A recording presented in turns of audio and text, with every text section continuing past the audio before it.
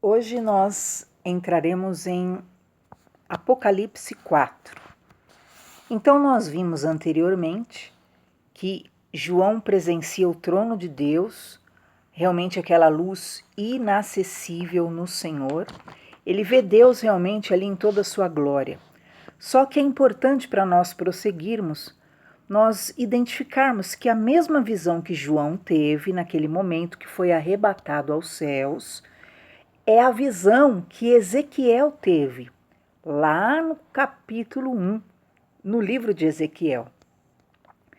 Acima do ser vivente havia aquele mar de cristal, sobre o firmamento um trono de safira azul, sentado no trono um vulto semelhante a um homem, envolto no fulgor de incandescente luz, cercado de arco-íris. Tudo isso figurava de enorme nuvem escura, tempestuosa, que dispensava relâmpagos. Foi sob essa forma que Deus apareceu a Ezequiel lá no Antigo Testamento, mostrando assim sua glória, seu poder, sua onisciência, sua onipresença, sua onipotência, sua soberania, sua majestade e sua santidade. Só que para nós compreendermos esse capítulo 4, que nós vimos plenamente, nós precisamos ver aquilo que foi a revelação que Ezequiel nos deu detalhadamente sobre o fato, Porque João disse: eu vi diante do trono 4 animais. E, humanamente falando, você vai falar, mas peraí, não tem lógica isso. E aí que entra, Ezequiel também, que teve a mesma visão, contou mais especificamente, mais detalhadamente, a respeito desse momento e facilita a nossa compreensão, que é importantíssimo você dar atenção. Ezequiel falou desses 4 animais, ele descreveu mais detalhadamente, mas eu não vou entrar nesse detalhe, ok? Porém, as características eram a mesma, Cada um tinha uma face, um era o leão, outro tinha a face de boi, de um novilho, o outro tinha a face de um homem e o outro, de uma águia. Ao mesmo tempo, é importante você entender que Ezequiel falou, na verdade, que esses 4 animais, com vários olhos, mostrando, na verdade, que tinham a visão ampla para todos os locais e localidades, eles se tratavam de querubins. Você vai ver isso lá em Ezequiel capítulo 10. Então, esses querubins da visão de Ezequiel, de todos os seres criados, são os mais próximos do trono de Deus. João falou claramente, e eu vi diante ao redor do trono, estes 4 animais. Parece algo sem lógica, Ué, será que Deus também gosta de ter animaizinhos de estimação? Não, você vai ver a grandeza do significado desses animais. E devemos compreender, na verdade, que eles expressam exatamente a semelhança da natureza divina. O leão, nós vimos, ele simboliza o que? A força suprema, a soberania. O homem, ele significa o que? A mais alta inteligência em todo o universo. Deus deu ao homem esse grau, O homem perdeu muito desde a queda, mas o ser inteligente é o ser humano. O boi, o novilho, significa o quê? O serviço inferior, e você vai entender por quê. A águia, que era o outro rosto, de águia, significa o que? A esfera celestial, o mistério de Deus, a divindade. Então, em Mateus, queridos, nós vemos o Messias Rei. O Evangelho de Mateus apresentou Jesus como Messias, o Rei, que é o leão. Marcos apresentou o servo, Jesus como o servo. né? O servo do Senhor, que é o novilho. Lucas apresentou Jesus como o Filho do Homem, que é a visão do homem. Em João, nós vimos a apresentação de Jesus como o Filho de Deus, a águia. Esses 4 aspectos são necessários para transmitir toda a verdade do Evangelho do Senhor. Como soberano, ele vem para reinar e governar. Como servo, ele veio para servir e sofrer. Como filho do homem, ele veio para participar e consolar. Como filho de Deus, ele veio para revelar e nos remir. Então nós vemos essa magnífica fusão quádrupla, né? Soberania, humildade, humanidade e divindade. Mas você vai ver um mistério que eu acredito que você nunca viu na face da terra, nem ouviu, porque eu identifiquei isso pelo Espírito Santo agora, no livro de Ezequiel 10. Quando o Senhor se manifestou a Ezequiel e deu essa visão desses 4 animais que simbolizariam, na verdade, né, o poder do Evangelho que viria ainda sobre o mundo, né, a manifestação de Deus destas formas ao mundo, o que ia acontecer, querido? Você vai perceber que foi colocado no Antigo Testamento, quando Deus mostra para Ezequiel, esses 4 querubins, eles entregam ao filho, a um homem vestido de linho, brasas de fogo. E este homem vestido de linho tem a incumbência de pegar essas brasas de fogo e derramá-la sobre a terra, simbolizando, na verdade, o poder do Evangelho, que viria posteriormente a ser o meio que, através de Jesus, salvaria o quê? A humanidade. Lembra que Jesus, quando encerra um dos evangelhos, ele diz: agora ide por todo o mundo e preguem o evangelho a toda criatura. Quem crer e for batizado será salvo. Lembra dessa passagem? Pois é. Esses 4 animais que estão diante, ao redor do trono, eles têm mãos debaixo das asas. Ai, mas que complicado, queridos. Entenda, né? Nós estamos falando de coisas celestiais, né? Nós estamos falando, Ezequiel descreve lá, né? Aquilo que são, na verdade, né, objetos voadores não identificados. Essa é a verdade. Só que o problema é que as pessoas, elas acham que toda manifestação celestial, na verdade, é alheia a Deus. Não. Deus criou todo o universo e há criaturas celestiais que vão muito além da nossa concepção, mas todas elas estão a serviço de Deus. Esses 4 animais, então, eles tinham rodas ao seu redor, tinham asas e debaixo das asas eles tinham mãos. Ele pega a mão, deixa eu até dar o versículo para você. Ezequiel 10, 6 a 8. Você vai ver que aquele animal pega a brasa de fogo e entrega ao homem vestido de linho, que era, na verdade, uma tipologia de Jesus. O que é a tipologia? Figurava, já estava ali apontando para o que viria.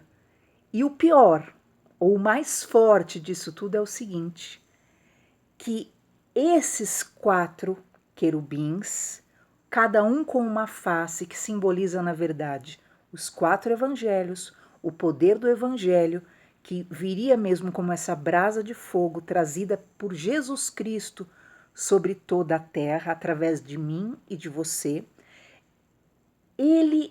Esses querubins vão para a porta do templo. E quando ele chega na porta do templo, você vai ver lá em Ezequiel capítulo 18, a glória de Deus sai do templo físico e vai para cima daqueles 4 querubins, daqueles 4 animais, que na verdade a glória sai do templo físico.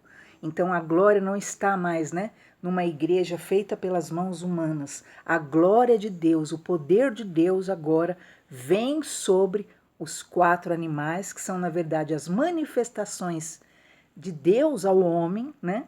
Como o servo, né? Como o homem, né? Como o Deus, como o leão, né? Que tem o domínio. Então, a glória sai do templo e vem sobre os 4 animais. Em nome de Jesus é maravilhoso isso, sabe por quê? Porque desde então, hoje nós sabemos, o Senhor não habita mais em templos feitos pelas mãos humanas, né? Hoje fechou o templo, acabou, cada um saiu, né? Quem está com Jesus vai com a glória dentro de si, né? E o templo fica lá, vazio, é só o quê? Uma construção. E nesse momento ocorre isso, a glória sai do templo físico e é colocada sobre o evangelho de Jesus. Então é importantíssimo, né, você entender a manifestação do Senhor. Mateus, Marcos, Lucas, João, você vai conhecer a Deus em sua glória, em sua essência, em seu poder, né? Soberania, humildade, humanidade, divindade estão nos 4 evangelhos, né? O soberano vem para reinar e governar, o leão, que simboliza o leão, né? O servo veio para servir e sofrer, que simboliza a face do novilho, né? O Filho do Homem veio participar e consolar, e o Filho de Deus veio para revelar a glória realmente do Senhor, manifestar Deus à terra. Então, entendeu os 4 animais ali ao redor do templo, né? Então, pregue o evangelho, leia o evangelho, creia no evangelho, você vai conhecer a Deus em sua plenitude. Vamos encerrar o capítulo 4, então?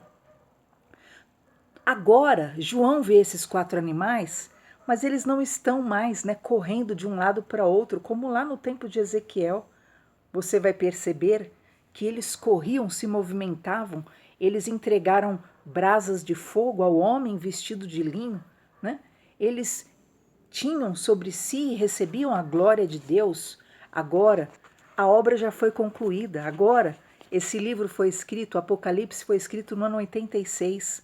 Agora, queridos, Jesus já morreu na cruz, o evangelho já tinha se propagado, né? Era o ano 86, muitos milhares de cristãos já tinham até sido martirizados por causa da fé.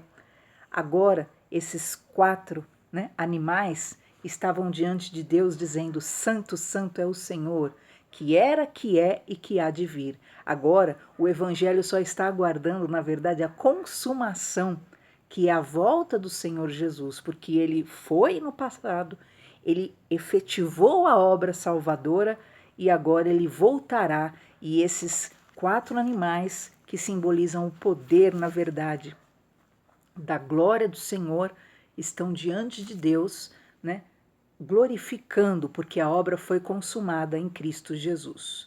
Versículo 9. E quando os animais, Apocalipse 4, versículo 9 agora.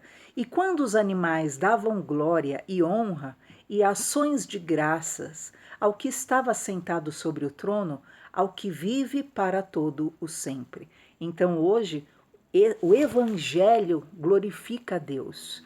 Hoje os evangelhos, Mateus, Marcos, Lucas, João, os 4 evangelhos que descreveram Deus aos homens, que descreveram quem é Deus para a humanidade, descreveram o propósito de Jesus, a glória de Jesus, mostraram, né, revelaram Deus aos homens. Hoje eles realmente glorificam a Deus e só levam vidas a Deus, né? Porque todos os dias centenas e milhares de pessoas são salvas pela fé no Filho de Deus. Os 24 anciãos, lembra que tem os 24 tronos ao redor do trono de Deus, né?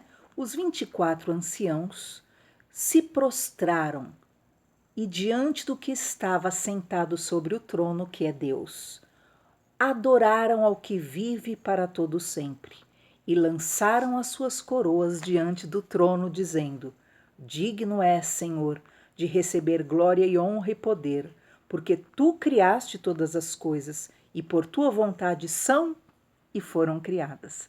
Então lembra que tem os 24 anciãos ao redor do trono de Deus? Quem são esses 24 anciãos? São os 12 representantes, né, das tribos de Israel e os 12 apóstolos enviados pelo Senhor para levar esse evangelho. Todos tinham uma coroa na cabeça, estavam com as vestes brancas, justificados, purificados pelo sangue de Jesus, né? Até os de Israel, por que eles estavam lá com vestes brancas também, se eles morreram antes de Jesus vir à terra? Lembra que Jesus, quando morreu, no primeiro dia foi ao paraíso, no segundo dia desceu ao inferno e pregou aos espíritos em prisão? Pois é, esses eram uns que estavam ali, né, e foram salvos, e foram remidos, e foram resgatados, receberam a salvação pela pregação que Cristo levou cativo o cativeiro. Todos que estavam presos por Satanás foram resgatados do inferno. E agora, esses 24 estão ali, assentados em tronos ao redor de Deus, os 12 apóstolos, os 12 representantes das tribos. Só que eles, queridos, eles tinham coroas na cabeça, eles pegam essa coroa, eles se curvam e eles derramam, colocam essa coroa diante de Deus e falam: o Senhor que é digno. O Senhor que é digno de toda a honra, de toda a glória. O Senhor que é digno, porque foi o Senhor que criou todas as coisas e por tua vontade são e foram feitas. Eles estão ali reconhecendo quem somos nós para estarmos aqui coroados do teu lado, o que nós fizemos, né? Porque eles eram representantes das tribos de Israel, né? Porque eles, de certa forma, são os responsáveis pelos judeus que sempre se mantiveram fiéis a Deus, né?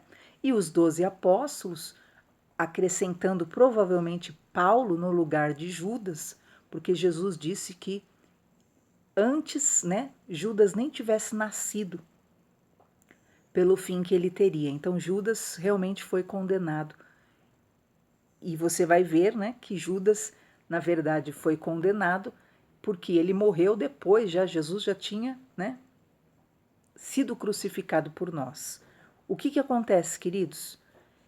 Esses 24 que têm um nome importante diante o quê? Do reino de Deus, diante da propagação do evangelho, diante daquilo que é, né, a obra de Deus na terra. Esses tinham coroas, eles tinham galardões, mas eles sabem que eles não são dignos desse galardão e eles pegam as suas coroas e eles entregam para Deus e falam: o Senhor que é digno, porque na verdade todo o processo de salvação, todo o meio de transformação, todo o meio de salvação do ser humano veio através de Deus, né? Deus fez tudo, Deus agiu em tudo, Deus veio em carne e realmente resgatou a humanidade. Então esses 24 anciãos não se sentem dignos, né, de ficarem portando aquelas coroas diante do Deus tão digno que realmente sozinho realizou tão grande salvação. Veio, né, deixou o seu trono de glória e entregou-se por amor a nós. E você vai ver isso, né, no Antigo Testamento, Deus descrevendo isso, que ele procurou alguém para contar, mas não tinha ninguém que ele pudesse contar. Então ele mesmo resolveu vir, né, e providenciar a salvação. Glória a Deus. Capítulo 5. E vi na destra do que estava assentado sobre o trono um livro escrito, João está dizendo, por dentro e por fora, selado com 7 selos. Então João continua ali, né? Ele continua nos céus, queridos, ele foi arrebatado em espírito. E agora ele vê à direita de Deus um livro escrito por dentro e por fora, selado com 7 selos. Então haviam escritos dentro, escritos fora, né? E haviam 7 selos que fechavam, mantinham aquele livro, né, fechado. E vi um anjo forte bradando, João está dizendo, com grande voz: quem é digno de abrir o livro e de desatar estes selos? Então aquele livro, imagina só, né? um livro do lado de Deus, fechado, cerrado, com 7 selos sobre ele. E um anjo de repente aparece e João ouve o anjo bradando: quem é digno de abrir este livro com os 7 selos? E ninguém, no céu, nem na terra, nem debaixo da terra, podia abrir o livro, nem olhar para ele. Então aquele livro, queridos, realmente tinha muitos mistérios e nós vamos vê-lo. Ninguém podia nem olhar para aquele livro. E João, pela parte de Deus que tem essa permissão e é levado ali para revelar isso para nós, né? Ele fica olhando e vê que aquele livro está selado e ninguém podia nem abrir, nem olhar para aquele livro, nem no céu, nem na terra, nem debaixo da terra, ninguém tinha autoridade, tinha dignidade, né? Tinha o poder de abrir aquele livro. E então João começou a chorar muito, porque ninguém era achado digno de abrir o livro, nem de ler, nem de olhar para aquele livro que estava à direita de Deus, né? O livro de cabeceira de Deus. Ninguém podia tocar, ninguém podia abrir, ninguém era digno de ter acesso àquelas informações. Ninguém era digno de ter acesso ao que estava escrito ali dentro, naquele livro de cabeceira de Deus, né? Que estava ali do lado de Deus. E João chora, né? Chora, porque ninguém tinha dignidade suficiente para isso. E de repente, um dos anciãos, né? Lembra que tinha os 24 anciãos ali, né? Ele olha para João e ele diz: não chores. Eis aqui o leão da tribo de Judá, a raiz de Davi, que venceu para abrir o livro e desatar os seus 7 selos. Então, um daqueles 24 anciãos pode ter sido João, pode ter sido, né, um dos servos do Senhor, Mateus, pode ter sido Lucas, pode ter sido, né, aqueles servos do Senhor no passado, representante das tribos, nós não sabemos, mas um deles disse: não chore, João. João ainda não tinha, né, partido, né? Não chore, João. Eis aqui o leão da tribo de Judá, a raiz de Davi, que venceu para abrir o livro e desatar os 7 selos. Então ele diz para João: não chore, porque tem alguém digno para abrir esse livro. O leão da tribo de Judá, ele é digno, ele venceu, ele enfrentou a morte, ele enfrentou o mundo, né? Ele enfrentou o pecado, ele enfrentou tudo e venceu. Ele é o leão da tribo de Judá, ele veio da tribo de Judá, né? E ele tem essa autoridade para abrir os 7 selos. E João então olhou, e eis que estava no meio do trono, e dos 4 animais viventes, e entre os anciãos um cordeiro, como havendo sido morto, e tinha 7 chifres e 7 olhos, que são os 7 Espíritos de Deus enviados a toda a terra. Então perceba, João olha, e ele vê de novo, no meio dos 4 animais viventes. Lembra dos 4 animais viventes? Né? Que era o quê? Né? O animal racional homem, né? O leão, o novilho, né? Que nós vimos, e a águia. E de novo, no meio desses 4 animais, que são a representatividade, na verdade, das manifestações de Deus pelo Evangelho, surge ali um cordeiro. Quem é esse cordeiro, queridos? Quem é o cordeiro de Deus que tira o pecado do mundo, né? E ali no meio dos 4 animais viventes, entre os anciãos, os 24 anciãos, aparece ali um cordeiro, como que tivesse sido morto. Jesus já tinha morrido, Jesus já tinha sido sacrificado. Jesus já tinha sido pendurado na cruz, queridos. E essa carta foi escrita por João no ano 86 aproximadamente depois de Cristo, ok? Cristo, ele era o único apóstolo ainda vivente. Os demais já haviam todos morrido, sem exceção, né? Tinham sido martirizados em sua maioria. E aqui, né, João está tendo essa revelação, ele é levado, né, em espírito para ver toda essa visão sobre o que viria, sobre o que ocorreria, né? E diz então, Jesus fala, tudo que você vai ver é sobre o que irá acontecer. Isso aqui era sobre nossos dias, era sobre os nossos tempos. Por isso que, né, nem João sabia que ele era um dos participantes ali dos 12, na verdade, né? Apóstolos. Por isso que você vai ver que vai tratar muitas coisas do final dos tempos. E então perceba o que diz, que havia ali então o cordeiro que havia sido morto, mas estava ali vivo. Por quê? Porque Jesus morreu, o Cordeiro de Deus que tira o pecado do mundo. Mas ele ressuscitou e ele está vivo diante do Senhor. E diz que esse cordeiro tinha 7 chifres e 7 olhos, que são os Espíritos de Deus. Então esse cordeiro tinha 7 olhos. Que são o quê? Cada olho é o quê? São os Espíritos de Deus. Mas como assim os 7 Espíritos de Deus? Nós já vimos lá atrás em Isaías 11. Quais são os Espíritos de Deus? Abra depois sua Bíblia, ok? Então, é o Espírito do Senhor, o Espírito de sabedoria, o Espírito de entendimento, o Espírito de conselho, o Espírito de fortaleza, o Espírito de conhecimento e o Espírito do temor do Senhor, ok? Então, esses 7 Espíritos estão ali, né? São agora, né? Estão como olhos, olho literalmente, ok?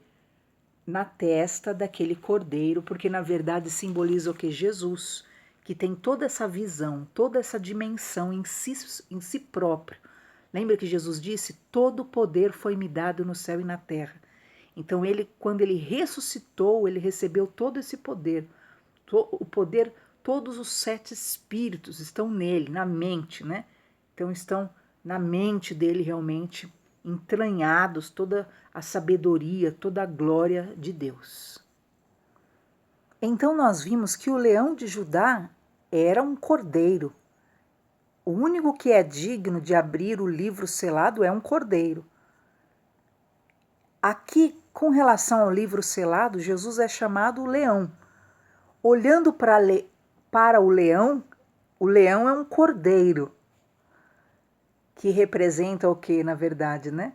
O Cordeiro de Deus. Nos restantes capítulos, o nome geralmente usado para Jesus é Cordeiro.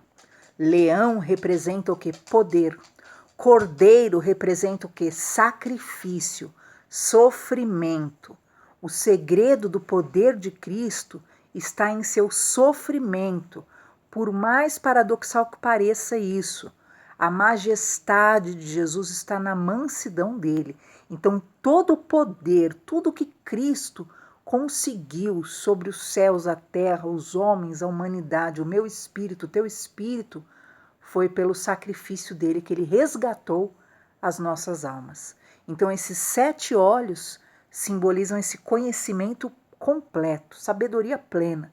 E os 7 chifres simbolizam o que? Todo o poder para vencer. Porque o chifre, o que é, né, no cordeiro? É a ferramenta de ataque, né, de defesa, de autoridade, né, de imposição de respeito. Então ele tem realmente ali 7, que simboliza realmente todo o poder sobre todas as áreas. Não só conhece o futuro, como é capaz de dominar sobre o presente e sobre o futuro. E é com esse chifre que você vai ver no capítulo 13 que Jesus enfrentará a besta, né? Que é, na verdade, toda a ação de Satanás. Mas o cordeiro leão não teme e sempre está pronto para toda a luta. Então, o cordeiro é o título de Cristo que mais se emprega no Apocalipse. O Cordeiro tomou o livro selado e abriu seus selos, os 4 seres viventes e os 24 anciãos se prostraram diante do Cordeiro. No capítulo 5 você vai ver, 100 milhões de anjos glorificavam ao Cordeiro, você vai ver no capítulo 5. Chegou o dia da ira do Cordeiro, lá no capítulo 6 nós veremos. Multidões de todas as nações glorificam ao Cordeiro, no capítulo 7. As roupas serão lavadas no sangue do Cordeiro, capítulo 7. O Cordeiro nos guia às fontes da água da vida, capítulo 7. Venceram por causa do sangue do Cordeiro, capítulo 12. Os 144.000 seguem ao Cordeiro, cantam o cântico de Moisés e do Cordeiro, capítulo 15. O Cordeiro é Senhor dos senhores, Rei dos reis, capítulo 17. Chegaram as bodas do Cordeiro e da sua noiva, capítulo 19. Os 12 fundamentos da cidade são os 12 apóstolos do Cordeiro, capítulo 21. O Cordeiro é o santuário e luz da cidade, capítulo 21. Só entrará na cidade quem está inscrito no livro do Cordeiro, capítulo 21, nós veremos. A água da vida flui do trono do Cordeiro, capítulo 22. Então, nós vemos aqui nesse esboço panorâmico da luta entre o reino desse mundo e o reino de Deus, desde o capítulo 6 até o 11, é o Cordeiro sofredor de Deus que é o vencedor. E isso foi prenunciado durante 1400 anos na Páscoa judaica. Lembra quem foi que livrou, né, lá no Egito, os primeiros filhos, os primogênitos, para não serem mortos? O Cordeiro. Lá atrás, no Antigo Testamento, já era anunciado realmente o Cordeiro de Deus que se dá em sacrifício e será durante toda a eternidade o centro do universo, redimido, que será o resultado final da sua obra. Então, Cristo é o centro de todas as coisas na obra de Deus. E então, voltando para Apocalipse, João diz que veio Jesus, versículo 7, e tomou o livro da direita de Deus, o livro que estava à direita do que estava sentado no trono. Olha que tremendo, né? Então Jesus vai até o Senhor Deus e toma o livro que está ali à direita de Deus. E havendo tomado o livro, os 4 animais e os 24 anciãos se prostram diante do Cordeiro. Né? Meu Deus, que tremendo, né? Os 4 animais, os 24 anciãos se prostram diante daquele que é tão digno, que é tão poderoso, né? Que tem esse poder de pegar o livro de cabeceira de Deus, né? De pegar o livro ali à direita de Deus. E todo mundo cai de joelho na hora para Jesus. E diz que eles se prostram diante do Cordeiro, e todos eles com harpas e salvas cheias de ouro, cheias de incenso, que são a oração dos santos.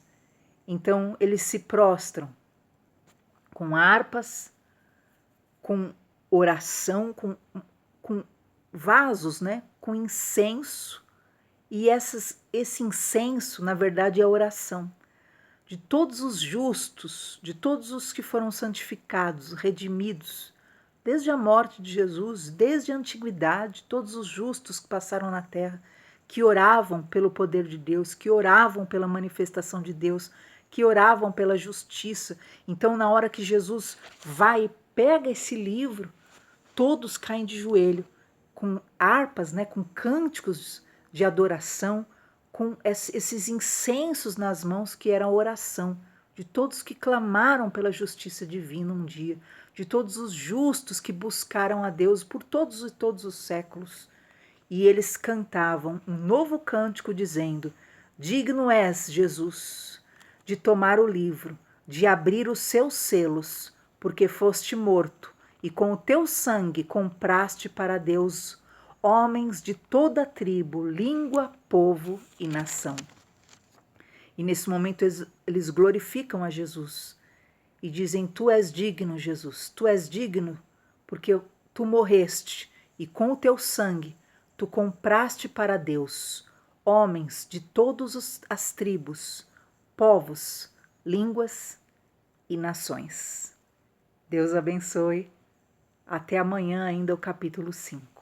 Paz.